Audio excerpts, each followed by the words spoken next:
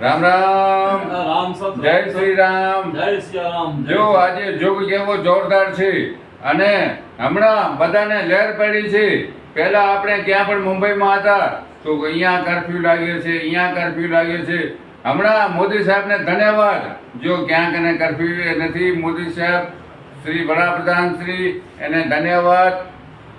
જો આપણે આપણા જે ઘરે જતા આપણે ધ્રા લાગતો હતો કે આ કર્ફ્યુ અહીંયા લાગશે ને આ લાગશે ને. હમણાં ક્યાં કર્ફ્યુ દેખાશે પહેલા?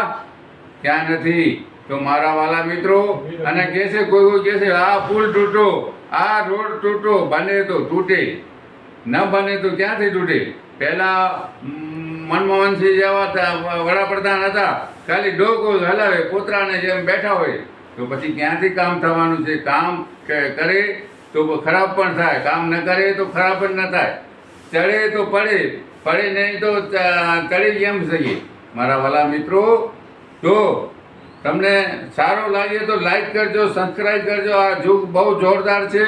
પહેલાં આવું હતો નહીં. પહેલાં ખાવાના માણસોને વાતા હતા, હવે તો માણસો જલસા કરે છે. અને એક રૂમમાં 10 જણા હતા અને હમણાં 4 રૂમમાં પણ 4 જણા નથી પોસાતા. એટલે ભાઈ ધન્યવાદ, સરકારને પણ ધન્યવાદ, ભગવાનને પણ ધન્યવાદ. મારું નામ દેવચંદ સંગાર, સંજીવની આયુર્વેદિક.